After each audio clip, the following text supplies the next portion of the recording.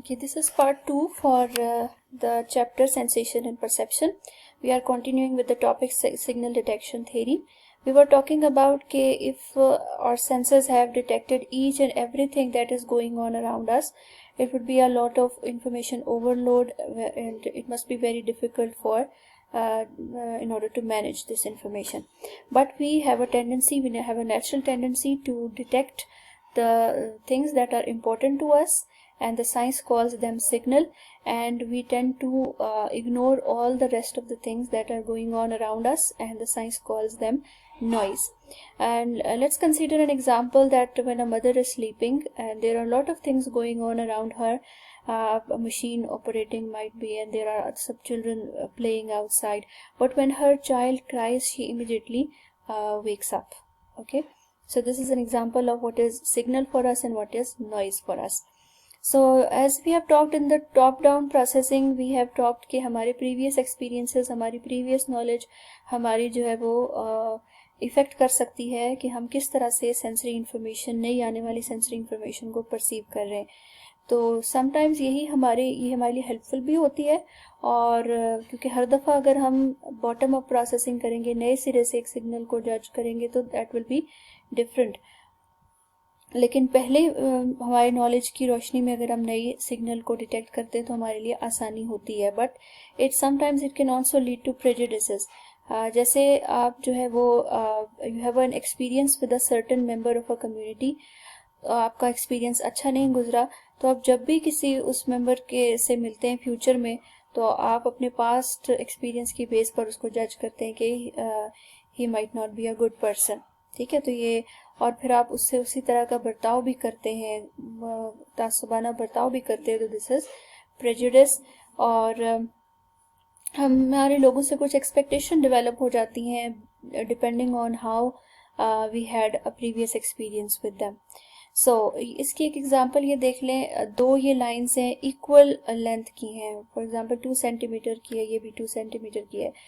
Only difference is कि इसमें arrows जो है वो इनवर्ड बेंडिंग है और इसमें आउटवर्ड डायरेक्शन है एरोज की. Because of these direction of the arrows we are perceiving this line as longer in length as compared to this one. This is called Muller-Lyer illusion. और यहाँ भी एक top down processing की एक example ये बन सकती है, बिकॉज जो वेस्टर्न कल्चर के लोग हैं, they are more prone to this illusion as compare to the people living in villages, because people in villages are found to be living in the round houses or huts, whereas the people in western cultures, they're living in these kinds of buildings, straight lines type, so they are more sensitive to this Muller-Lyer illusion. So ये explain करती है कि हमारा previous experiences, previous knowledge हम effect कर सकती है how we process the new information. So ये एक सिंपल साइन वेव है, आप देख लें, इट गोज फ्रॉम हेयर, और ये इसकी हाइट है फ्रॉम वन पीक जिसको हम क्रेस्ट कहते हैं, टू द लोएस्ट पॉइंट जिसको हम ट्रफ कहते हैं. ये एम्पलीट्यूड होता है. इसी तरह से ये हायर एंड पे इसकी पीक्स हैं, ये लोअर एंड पे इसकी 2 पीक्स हैं. तो कोई सी 2 पीक्स के दरमियान जो डिफरेंस होता है, इट इज़ वेव लेंथ. और किसी एक पॉइंट से, फॉर एग्जांपल ये पॉइंट है, इस पॉइंट से कितने वेव साइकिल्स गुजर रहे हैं एक सेकंड में, दिस इज वेव लेंथ. इसको हम हर्ट्स में मेजर करते हैं, यानी साइकिल्स पर सेकंड. ऑफ कोर्स जो लॉन्गर वेव लेंथ होगी वो कम साइकिल्स एक पॉइंट से गुजरेंगे तो उसकी वेव लेंथ कम होगी. अच्छा, जो light waves, they are actually electromagnetic spectrum. ठीक है, उसको इलेक्ट्रोमैग्नेटिक एनर्जी भी कहते हैं, और ये बहुत ही बड़ा एक स्पेक्ट्रम है, बहुत ह्यूज है. हमारी जो बीइंग अ ह्यूमन, ये देख लें यहाँ से यहाँ तक, it's such a big, such a long spectrum. कई तरह की वेवलेंथ्स की लाइट्स इसमें आती हैं, बट वी ह्यूमंस, हम सिर्फ ये वाला portion, we can only this much portion, we can only detect this much portion, and it is called visible spectrum that we can see. Other species might also detect some other wavelengths that are not in our range. So this humans can detect the wavelengths that are from 380 to 740 nanometer, और इसी की वजह से हम जो है वो different colours को परसीव करते हैं. सो रेड कलर्स जो हैं वो शॉर्टर वेव लॉन्गर वेवलेंथ की तरफ आ रहे हैं, जबकि वायलेट्स एंड ब्लूज जो है वो शॉर्टर वेवलेंथ्स की तरफ आ रहे हैं। ओके, साउंड वेव्स क्या होती हैं असल में? दे आर जो एयर प्रेशर होता है, एयर मॉलिक्यूल्स का जो प्रेशर होता है, for example compressions and rarefactions. Compression वो एरिया जहाँ मॉलिक्यूल्स क्लोज आ जाते हैं एक दूसरे के, रेयरफेक्शंस जहाँ वो ज़रा दूर दूर होते हैं। तो यही जो वेव्स होती हैं कंप्रेशंस रेयरफेक्शंस का, ये साउंड वेव्स होती हैं। एंड frequency जो the frequency of the sound waves is called pitch. Okay, and audible range for humans is 20 and 20,000 hertz, and there are some other species जैसे dogs हैं, उनकी different range है sound waves की जो सुन सकते हैं, cats की different है। every species has every animal has different range of the sound waves that they can detect. As we have said that the frequency of the sound waves gives us a perception of pitch of the sound. Okay, at the same time amplitude of the sound waves. Okay, amplitude of the sound waves means what is the height of these waves. Amplitude of the sound waves gives us a perception of how louder a sound is. Okay, so pitch was a frequency, it was measured in hertz. Loudness is the height of the amplitudes, and it is measured in decibels. Okay, it is a logarithmic unit of sound intensity. और typical जो हमारी conversation just like अभी जो हो रही है, maybe it will be around 60 decibels. लेकिन जो एक बहुत high loudness का जो एक music concert है, it might be of 120 decibels. Again, there is an example of music. Okay, so if you are continually listening to the voices that range from 80 to 130 decibels, then you are very prone to the hearing damage. So be very careful about the intensity of the music that you are listening through your earphones, or any noise that you are exposed to in your environment. So timbre means how pure the sound is. For example, how many wavelengths are there included in that sound.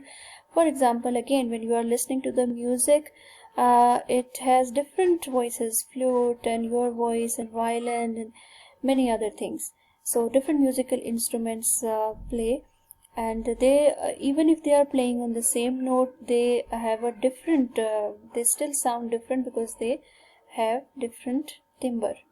So let me summarize it for you कि जो pitch होती है, it is related to the frequency of the sound waves.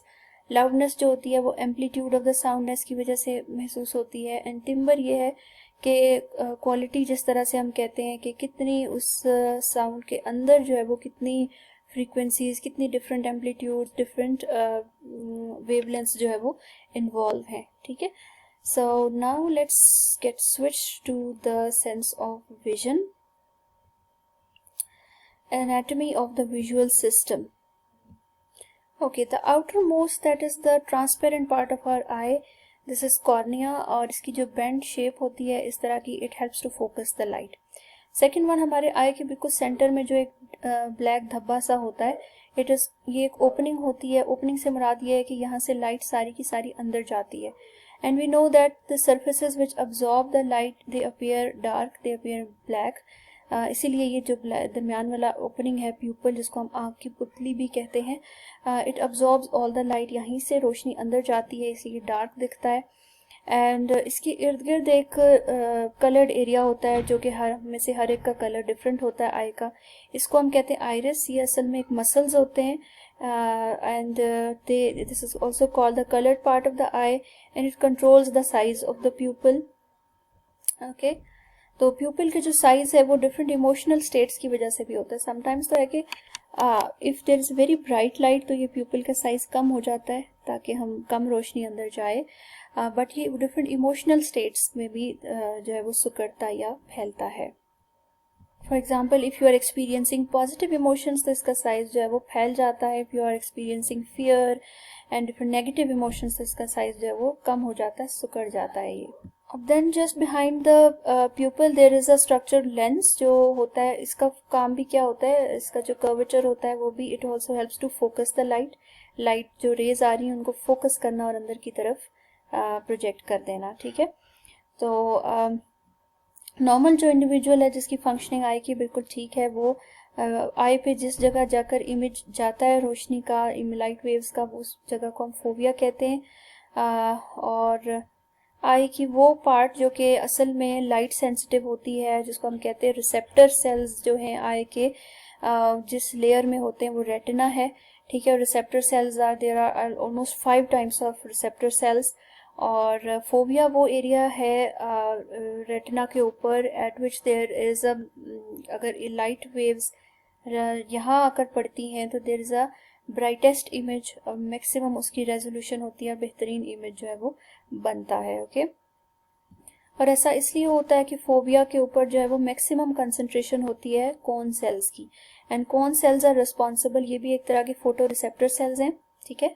Again मैं summarise कर देती हूँ, retina हमारे आई की इनर मोस्ट लेयर है, और ये वो लेयर है जिसके अंदर लाइट सेंसिटिव सेल्स मौजूद होते हैं जिनको फोटो रिसेप्टर सेल्स कहते हैं। और ये 5 तरह के होते हैं तकरीबन, ठीक है। इसमें सबसे इम्पोर्टेंट जो रोल प्ले करते हैं वो रॉड्स एंड कोन्स प्ले करते हैं।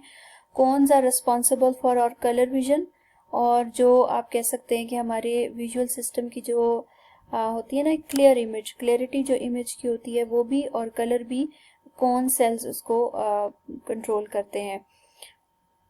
तो फोबिया एक ऐसा एरिया रेटिना पर जहाँ कौन सेल्स मैक्सिमम तादाद में होते हैं, इसलिए अगर कोई इमेज फोबिया पर जाकर पड़ता है तो वो मैक्सिमम रेजोल्यूशन और ब्राइटेस्ट इमेज होगा। Then second ones other rod cells, इनकी शेप इस तरह की होती है, रॉड टाइप। और जब जो लाइट एंड डार्क में जो डिफ्रेंशिएट करते हैं वो रॉड सेल्स होते हैं, और जो कम रोशनी में फंक्शन कर रही है, जो चीज़ कम रोशनी में भी जो चीज़ों को हम देखने के काबिल होते हैं, that is because of the rods. उसके अलावा जो होते हैं मैक्राइन सेल्स भी होते हैं, गैंग्लियन सेल्स भी होते हैं, हॉरिजॉन्टल सेल्स, बाइपोलर सेल्स भी होते हैं, but they are beyond the scope of this course, so let them. Okay, now rod cells and cone cells, they join to each other and they join to retinal ganglion cells, okay। और जो ganglion cells होते हैं वो आपस में connect होकर एक तरह की नर्व बनाते हैं बैक ऑफ द आई में, आई की पिछली साइड पर, हमारे ब्रेन की जो ये पिछली बैक साइड है यहाँ पर इस तरफ ये एक नर्व बनाते हैं जिसको हम ऑप्टिक नर्व कहते हैं। तो ये जो लाइट सिग्नल्स जितने आ रहे थे हमारे पास, तो ये जो ऑप्टिक नर्व है this is responsible for carrying this message to the brain, okay. So the point where optic nerve leaves the eye, okay, इस पोर्शन को हम ब्लाइंड स्पॉट कहते हैं। और ये जो हर आई से ज़ाहिर एक एक ऑप्टिक नर्व निकलती है, राइट आई से भी लेफ्ट आई से भी, and both these optic nerves carry this information to the brain, okay। और ब्रेन में एंड वन मोर थिंग कि हर आई की थोड़ी सी फील्ड जो है वो डिफरेंट होती है। आप एक आंख अगर क्लोज करके देखते हैं तो आपको जो मंजर अपने रूम का दिख रहा होगा, एंड देन दूसरी आंख, इस आंख को बंद करके दूसरी से देखें तो थोड़ा सा माइनर सा डिफरेंस है दोनों की विजुअल फील्ड्स में, ठीक है। ये जो ब्लाइंड स्पॉट होती है, the point where the optic nerve leaves the eye, यहाँ कोई इमेज नहीं बनता if light waves are falling at this point, but usually हम इसको नोटिस नहीं करते बिकॉज जो हमारी दोनों आँखों की विजुअल फील्ड में डिफरेंस होता है, ब्रेन इस मिसिंग इन्फॉर्मेशन को फुलफिल कर देता है, ठीक है। You can find your blind spot, आप अगर एक मार्कर अपने सामने रखें और उसको मूव करते जाएं टू योर लेफ्ट साइड और राइट साइड, एक पॉइंट आएगा कि वो आपको दिखना बंद हो जाएगा। उससे मुराद ये होता है उस वक्त कि इस वक्त उसका जो इमेज है वो आपकी ब्लाइंड स्पॉट पर पड़ रहा है, ठीक है। अच्छा जी, वी हैव लर्न कि ये दो आईज हैं, यहाँ से दोनों आईज से एक एक ऑप्टिक नर्व निकली है, और ऑप्टिक नर्व किससे मिलकर बनी है? गैंग्लियन सेल्स से, ठीक है।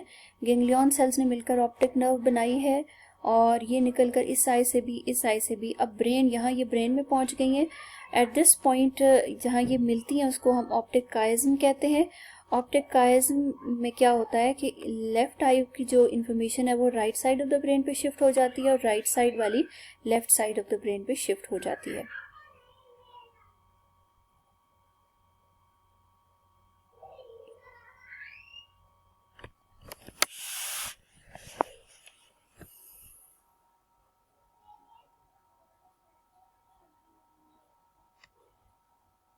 So how do our eyes perceive, और ब्रेन परसीव्स कलर, उस लिहाज से दो थेरीज हैं। Trichromatic theory says that we have 3 types of cones in our eyes, and for red, green and blue color, and rest of the colors are formed when these by the combination of these three colors.